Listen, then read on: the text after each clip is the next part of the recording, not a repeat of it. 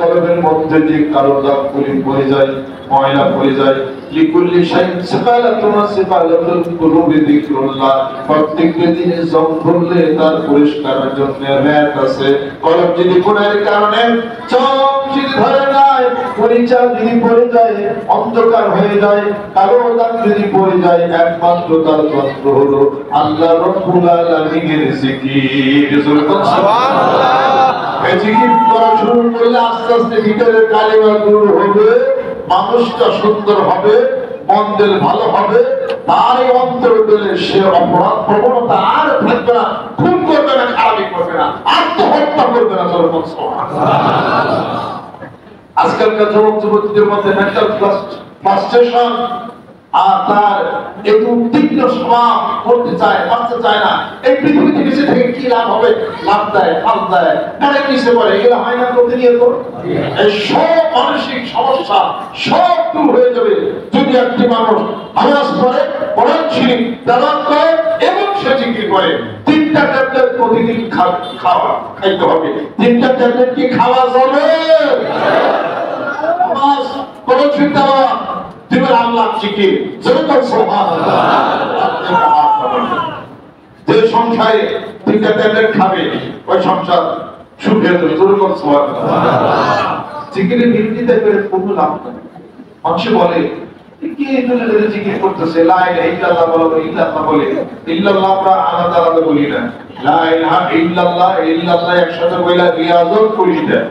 এটা নিয়ে বেশি উল্টাপাল্টা করে লাভ নাই কোনো। আর বায়াতে বিশালভাবে অনুরোধ করি, ভিতরের কথা বলবো না, বায়াতের রশির বন্ধন ছিন্ন করা যাবে না। আমার কাছে পানি নামে কিছু আলা নাফসি আমার আল্লাহ বিমা আহাদ আলাইহুল্লাহ ফাসায়ুতিনা আজরান আযীমা।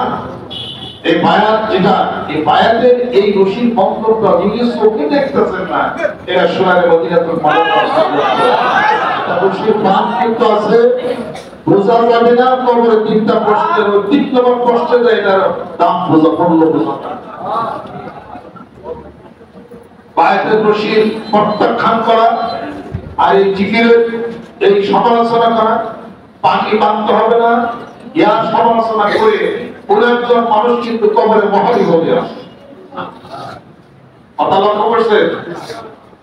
অনেক বিপদ আছে। এই সত্য মানিকম নওয়াজ শরীফের হিসাবপত্রের সাথে, আমার পিতার হিসাবপত্রের সাথে এই হিসাবপত্র বর্গে বাজায়া কোন এক মানুষ কিন্তু কবরে বহু সমস্যার মধ্যে সাবধান হুঁশিয়ার কিন্তু জীবিত থাকতে বোঝা যাবে না। কবরের ঘটনা কবরের আগে বোঝা যায় না, কবরে যাইয়া বস্তু নয়, কবরে যাইয়া বস্তু নয়। এই সিলসিলার হিসাবপত্র আল্লাহর আরশ পর্যন্ত গেছে, মদিনাতুল মুনাওয়ারা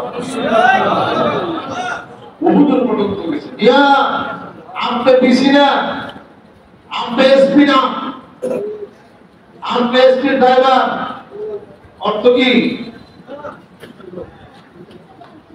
ওই এসপি ড্রাইভারের নামে যে ওয়াইফাই, এসপি কত ওয়াইফাই কয় সিস্টেম ড্রাইভার ইউন দিলেছে, ওই ডিসি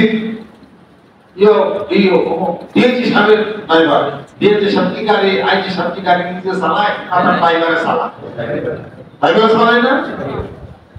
আপনারা শুনলেন না শেখ হাসিনার পর ফেলে যে আমার বাড়িতে কাজ করে হেলিকপ্টার, শুনছেন না আপনারা? বোঝা গেল কি? তার মানে সেও কত কোটি টাকার মালিক। প্রধানমন্ত্রীর বাড়িতে 300-400 কোটি টাকার মালিক ওইগুলা বাড়িতে পুরো ভাগ্যা।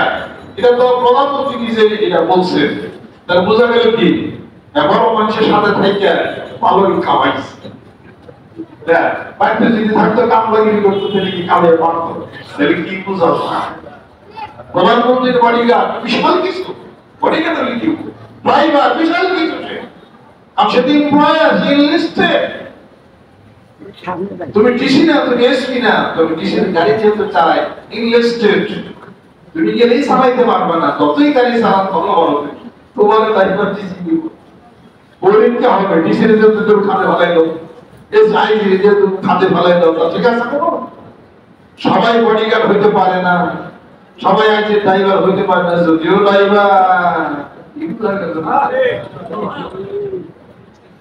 এই তরিকতের হিসাব করতে যারা বড় বড় মানুষ ছিলেন তাদের মতো বড় বড় মানুষ আমরা হওয়া সম্ভব না।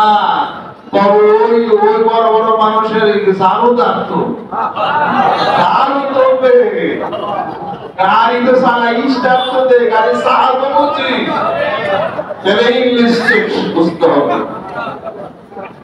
ইংলিশ যে তার নিকটে কিছু কাজ হইতে পারে।